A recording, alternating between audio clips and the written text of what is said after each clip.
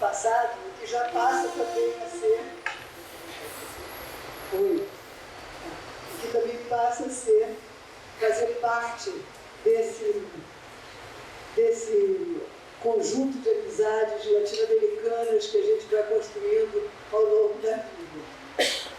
Fico contente também que a Dulce antecipou parte da minha apresentação, trazendo aí algumas medidas que foram tomadas pelo Estado brasileiro e que eu vou apenas pontuar na minha apresentação, já que ela desenvolveu diversos momentos do nosso passado recente, em que algumas medidas foram sendo apresentadas pelo Estado brasileiro, sempre lembrando que essas medidas foram conquistadas a duras penas, com muito sangue e suor, por aqueles lutadores de direitos humanos, familiares de mortos aparecidos, familiares de sobreviventes e pessoas sensíveis à causa dos direitos humanos. Então eu inicio aqui dizendo que nos 3 últimos anos vivemos mudanças vertiginosas, deixando para trás um cenário de avanços em políticas públicas, um período de certa fertilidade nas conquistas de direitos que permitiu, ainda que de forma incompleta, a inclusão social de setores historicamente alijados. Nesse momento de destruição de direitos, que hoje atônitos e indignados assistimos, me parece fundamental não perder de vista o processo dessas conquistas no campo da reparação dos danos decorrentes da violência do Estado, e sabemos que as forças que atualmente se alçaram ao poder demonstraram seu desprezo pelas medidas de justiça de transição e os direitos humanos estão sendo diretamente atingidos nesse processo. O desafio de hoje exige novas maneiras de lidar com essa conjuntura. Ao recuperarmos a experiência de nosso passado recente, podemos encontrar pistas para construir novos caminhos. Assim, destacar os vínculos entre reparação, memória política, testemunho e clínica pode facilitar a análise dessas dimensões na atual realidade, sua incidência, sua pertinência e a pertinência de sua aplicabilidade. Se aplica ou não, nesse momento atual, a dimensão da reparação. Eu acho que essa é uma questão forte que a gente precisa debater. Sobre o tema da reparação, estarei me referindo ao período da ditadura de 64 a 85, de seus efeitos na sociedade, em especial nos perseguidos políticos e familiares, que se apresentaram junto à Comissão da Anistia, sem desconsiderar que a violência, em suas mais diversas configurações, atingiu o nosso país de forma brutal e profunda, desde o período colonial, em que muitas dessas massas se incorporaram na estrutura social e institucional, permanecendo ativas nos dias atuais. Foram curtos e incompletos os períodos democráticos no nosso país, durante os quais podemos registrar a criação de políticas públicas de interesse social.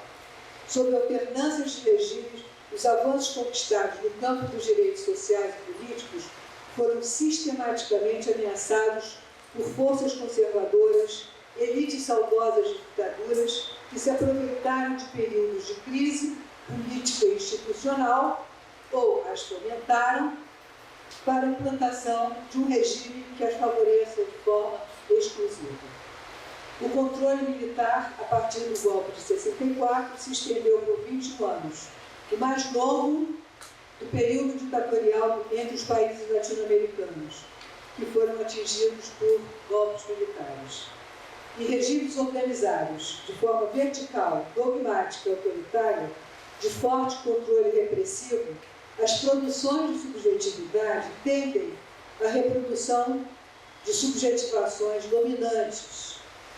E assim, no caso brasileiro, incrustaram-se no conjunto das relações sociais, exercendo um importante papel na permanência dos danos. 21 anos não foram poucos. E essa penetração tampouco foi simples. Enquanto que alguns países da América Latina, o modus operandi, e aí nós temos as duas companheiras argentinas que vão falar mais sobre isso, o modo de repressão foi o do desaparecimento. Aqui no Brasil, o modo de repressão fundamental, ainda que desaparecimentos, e até hoje nós temos no cenário despontando situações absolutamente atentatórias aos direitos humanos, como é o caso dos jovens, as crianças que foram sequestradas, no lançamento do livro que está sendo agora, essa semana e a semana passada, lançado pelo Brasil, de 19 crianças que foram sequestradas.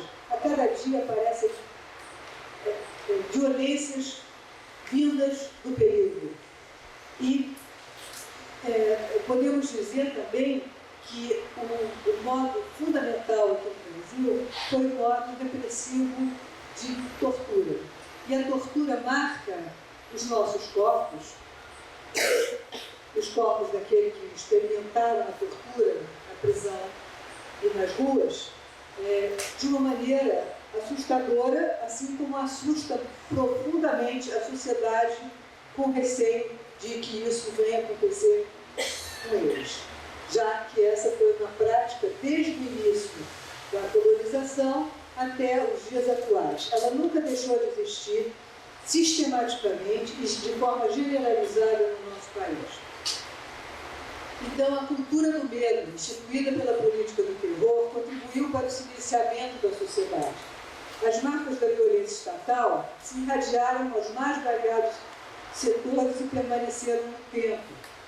Produziu-se um esquecimento ativo em nome da construção de um futuro promissor, cultuando-se o lema de que o importante é olhar para frente. E até hoje nós escutamos isso dos nossos governantes. Uma estratégia de esquecimento e negação comum aos regimes ditatoriais latino-americanos. Estratégia que hoje no Brasil, de forma surpreendente, pela desconsideração à já consolidada historiografia sobre o período, as autoridades declararam, após 55 anos de golpe, que as Forças Armadas empreenderam uma revolução redentora e salvaram as mãos do país dos comunistas. Essa história realmente é muito velha, muito antiga, que está sendo repetida hoje. Esse revisionismo histórico, e aí negativismo histórico, indicam que volta à cena a teoria dos dois demônios, que tem como objetivo obscurecer a responsabilidade do Estado ao direito à vida e à integridade física. Essa omissão tem implicações concretas na política de extermínio de setores indesejáveis atualmente à política estatal, à política do governo. Bom, então, já dissemos que o protagonismo dos familiares e dos sobreviventes foi muito grande. E eu queria destacar também que foi muito enriquecedor o movimento pela anistia nos anos 70, na segunda metade dos anos 70, que foi um movimento que levou às ruas de todo o Brasil e também a criação de comitês pela anistia. Esse movimento foi um movimento que levantou bandeiras muito importantes. O pedido foi de liberdade de manifestação e expressão, direito à greve, autonomia associativa, fim da tortura, imediata liberação de presos, volta dos caçados, exilados e banidos, esclarecimento das mortes e desaparecimentos, revogação da Lei de Segurança Nacional. E aí, como a Dulce já apontou, essas demandas não foram acolhidas, mas foi instituída a lei chamada Lei de Anistia em 79, pelo Figueiredo, que na verdade foi uma lei de autoanistia que trouxe para o Brasil, os exilados, os banidos, a clandestinidade interna também deixou de haver, muitas pessoas estavam vivendo clandestinas no país, mas muitos dos presos não foram soltos, aqueles que foram condenados como chamados crimes de sangue. Então, essa experiência dessa mobilização, ela foi muito fértil. E foi se consolidando a noção de direitos humanos e o nunca mais. E a articulação entre memória, verdade, justiça e reparação foi sendo constituída. Eu queria chamar a atenção que é justamente na luta dos movimentos sociais é que vão se configurando novas noções que hoje estão integradas aos direitos humanos. Né? Esse contexto político levou ao investimento de esforços teóricos e operacionais no campo da atenção clínica psicológica. A memória nunca foi uma dimensão alheia à clínica e aí ganha um lugar especial relativo à experiência traumática portada pelos sobreviventes. Diante da complexidade da violência e do terror de Estado, os profissionais enfrentaram os desafios que a prática exigia, construindo abordagens para uma escuta qualificada dos que viveram situações de limite. Essas experiências, essas dimensões histórico-político-sociais foram sendo incluídas em transversalidade disciplinar, criando assim conceitos e novos dispositivos de escuta, tendo como princípio uma prática ético-política. Por sua vez, a luta pela verdade sobre a barbárie desponta a figura do testemunho, como portador da memória individual que se desdobra na memória coletiva. A narrativa dos tempos sombrios pode ser recuperada e partilhada. Esse é o valor simbólico da palavra que, proferida diante de um coletivo, se desdobra, produzindo efeitos daqueles que escutam e dos que lançam suas vozes. A experiência do projeto Clínicas do Testemunho do Rio de Janeiro, que, aliás, tem vários companheiros aqui presentes, Tânia Couto, Eduardo Locício, que estiveram desde o primeiro momento, do primeiro edital, que eu tive a oportunidade e o prazer de coordenar, essa experiência foi uma experiência muito rica. Ela se deu exatamente numa conjuntura também favorável aqui no Brasil, de crescimento do debate, das discussões, em plena instalação da Comissão Nacional da Verdade e tantas outras comissões especiais da verdade. Comissões estaduais da verdade, comissões municipais, enfim. Nós tivemos um período de debates bastante intensos sobre o que aconteceu na época da ditadura e com muitos testemunhos. E eu queria trazer para vocês aqui a fala de uma cliente do projeto, que, aliás, a Fabiana, não posso deixar de considerar que a Fabiana, o som daqui ao meu lado, ela foi uma pessoa e uma profissional extremamente importante para o nosso projeto. Ela foi a articuladora nacional desse projeto, trazendo a experiência que na Argentina, certamente, como dizíamos no outro dia, na última sessão, a Argentina tem nos brindado com muitas riquezas na sua experiência de lutas no campo dos direitos humanos e no campo da reparação.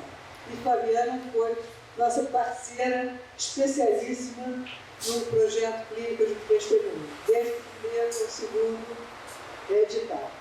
Então, essa paciente, a qual eu vou ler aqui um pedacinho de uma fala de uma pessoa que, na verdade, viveu durante todo esse tempo de forma muito à parte, certamente foi acolhida por outros sobreviventes, pelo Grupo Tortura Nunca Mais, e chegou ao nosso projeto trazendo sua história e pôde se integrar não só ao grupo de construção de testemunhos, que era um grupo que nós criamos como um dispositivo clínico para ouvir os testemunhos daqueles que gostariam de trabalhar esses testemunhos mais especificamente, ela trouxe a seguinte questão. Senti que aquele público presente na audiência, que aquelas pessoas me olhavam atentas, ouviam meu testemunho, elas estavam falando comigo, acreditavam em mim. Isso tem um valor simbólico muito importante para quem viveu o silêncio durante 40 e quase 50 anos, que foi alijado e foi desprezado seu discurso foi desqualificado durante tantos anos, foi colocado em dúvida e desqualificado. Então, essas palavras extravasavam emoção e expressavam surpresa quanto à legitimidade. Foram ouvidos no dispositivo do grupo de construção de testemunho, uma das atividades do projeto Clínicos, que se referia a uma situação experimentada dias antes por uma sobrevivente da tortura e uma sessão pública da Comissão Estadual da Verdade do Rio de Janeiro. Essa paciente rompeu o silêncio nessa sessão pública. Ela trouxe a sua história, trouxe a história dos seus 2 irmãos assassinados e pôde, finalmente, se sentir ouvida. E, ao mesmo tempo, ela foi ouvida e escutou a voz dos presentes. Então, essa interação entre aquele que presta um testemunho como dela, com aqueles que escutam esse testemunho, ela é inevitável, porque a memória, ela traz em si uma dimensão que a história não traz. Traz a dimensão do afeto, daquilo que extrapola, aquilo que jorra, aquilo que diz respeito a um efeito subjetivo, intenso, da força do afeto. E isso é de um valor enorme para aqueles que trazem os seus testemunhos. Por quê? Porque é a possibilidade que, diante de uma autoridade no Estado, se possa reordenar esse corpo afetivo.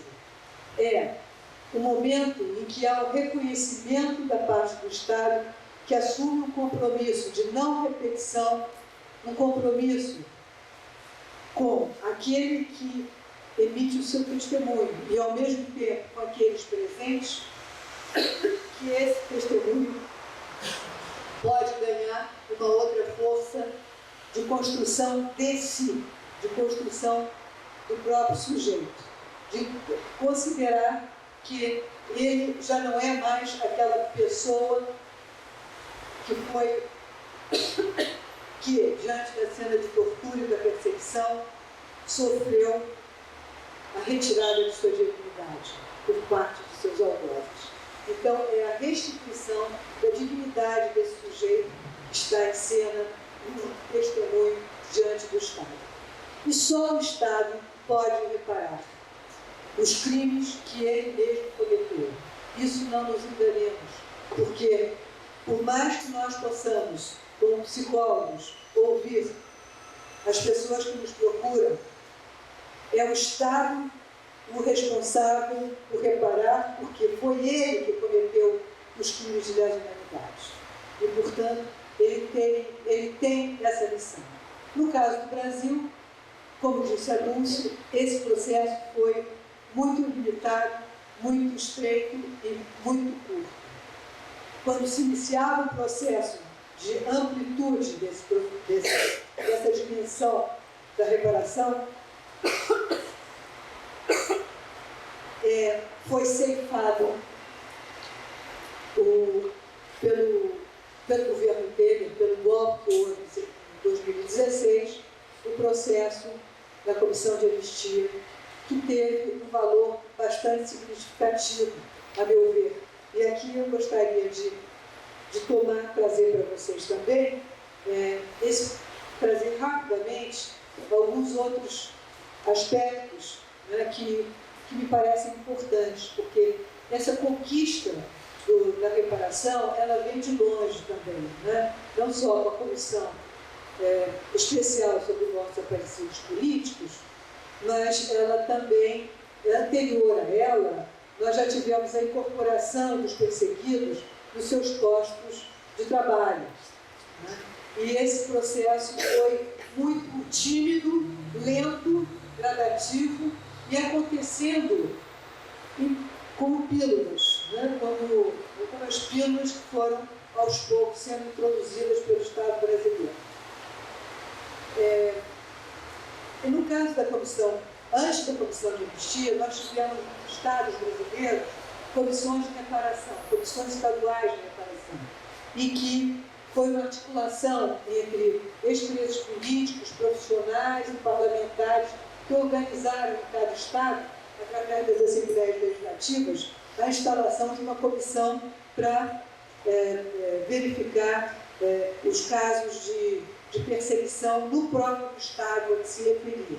No caso aqui do Rio de Janeiro, que era um dos estados que mais torturou, que mais matou, foi uma das últimas a serem instaladas.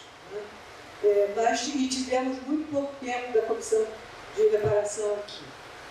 Nós, como ex-presos políticos, eu também sou ex-presa política, já estava militando no campo de direitos humanos, nós pressionamos muito a comissão de reparação do Estado do Rio de Janeiro que incorporasse algumas medidas que já estavam sendo tomadas na comissão de anistia, na sessão em que havia um ritual de pedido de desculpas e a assunção do Estado da sua responsabilidade nos processos crimes. Nós pressionamos muito a Comissão de Reparação Estadual para que assumisse esse ritual, e não por acaso. Não por acaso. Por quê? Porque no momento em que alguém recebe o pedido de desculpas, algo se projeta no corpo deste que ouve. Assim como a Dulce, eu também recebi o pedido de desculpas, e isso não foi um simples pedido de desculpas. Foi algo que modificou efetivamente, subjetivamente, a todos nós que pudemos ouvir esse pedido de desculpas. Ainda que possamos não ter desculpado, perdoado esses crimes, algo de diferença faz na nossa vida quando se escuta o pedido de desculpas formal da parte do Estado. Eu queria também chamar a atenção que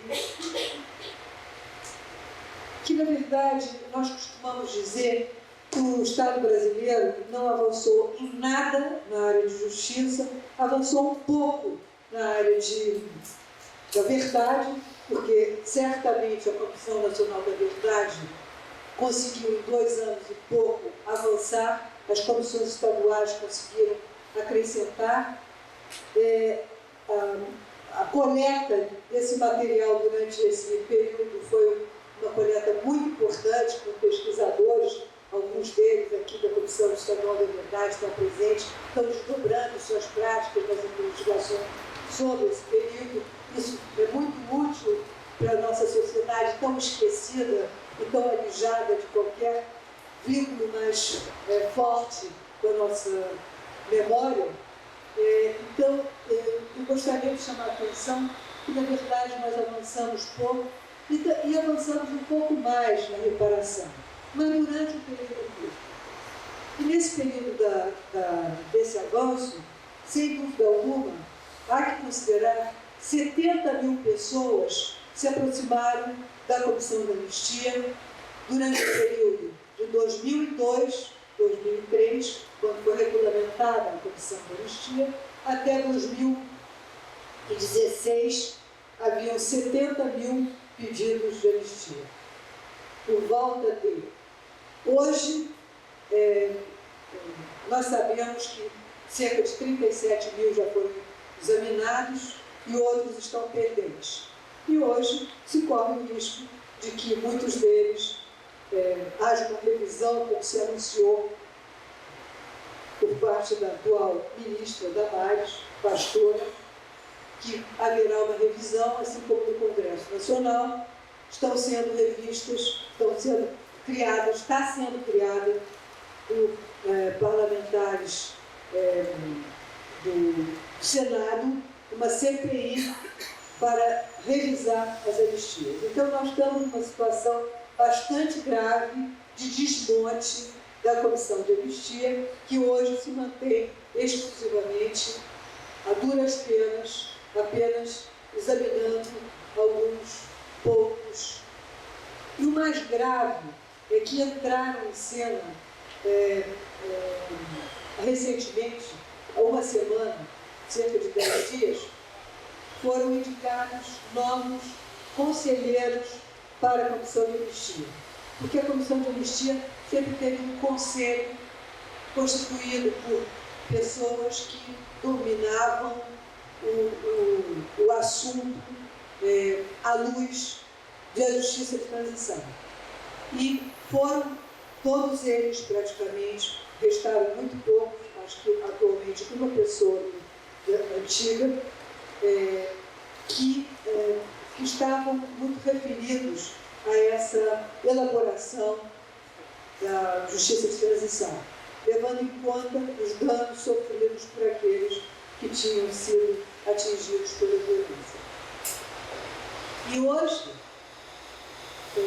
nós estamos com uma indicação de 4 militares para a comissão e um policial militar, ou seja, 5 pessoas dessa comissão, sendo que um deles é um general que subscreveu o livro do Ustra, que é um notório torturador responsável por mortos e desaparecimentos do ECOD de São Paulo. Então, o quadro é um quadro gravíssimo que nós estamos enfrentando na Comissão de Anistia, a luta dos anistiados e anistianos para afastar essa gente.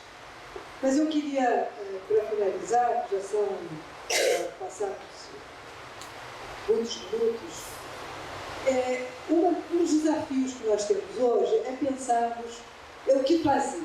Né? E eu trouxe aqui um trecho, né,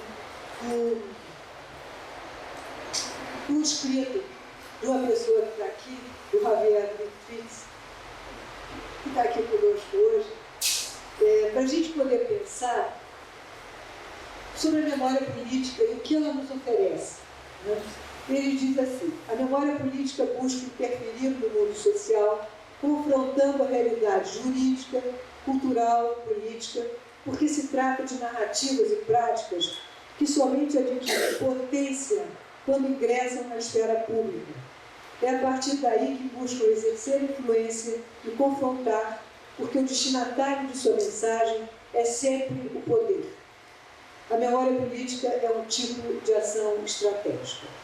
Eu penso que essa concepção de memória política, ela pode nos ajudar, porque ainda que não tenhamos hoje um Estado que se incumba da função de reparação, nós não podemos nos furtar ao nosso trabalho por memória, verdade e justiça, de fazermos todo o movimento que já vinha sendo feito. Né? Nós, como ex-presos políticos, pressionamos a Comissão Nacional da Verdade que fosse aos lugares de memória, aos lugares onde foram torturados e exterminados as pessoas, aos ex-presos políticos, os opositores ao regime, para que a gente pudesse marcar aqueles espaços territoriais como áreas a serem transformadas em lugares de memória, em centros de memória, em centros e museus que pudessem vir a trazer toda a história do país, toda a memória daqueles que passaram por lá.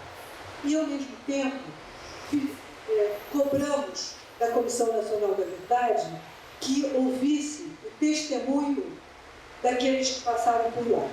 Então, essa tarefa, que houve uma possibilidade, naquele momento não foi uma possibilidade de uma dádiva do Estado, foi uma conquista que nós tivemos, em que esteve a Comissão Nacional da Verdade junto com a Comissão Estadual da Verdade, nós realizamos esse sonho.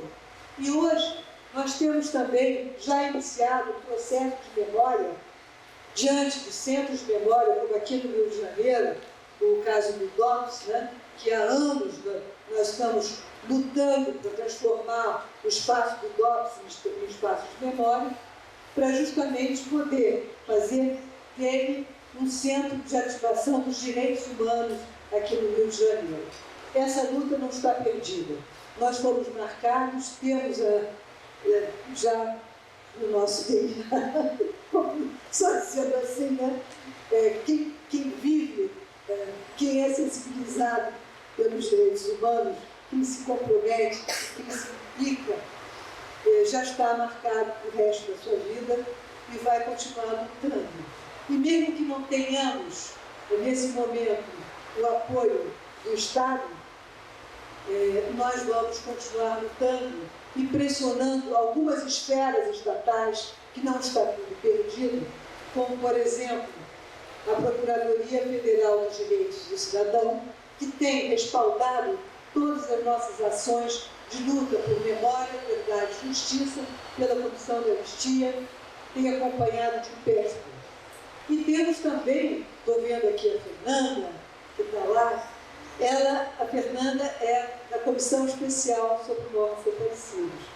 E a Comissão Especial sobre Mortos Desaparecidos, ela não foi desmontada, ela está ativa e foi a responsável por essa beleza dessa manifestação que houve em São Paulo, no Ibirapuera, que congregou 10 mil pessoas em São Paulo.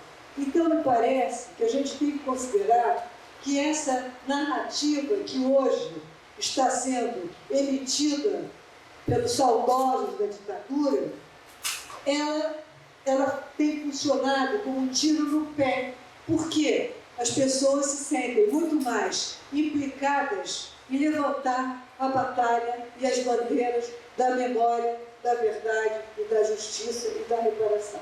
É isso.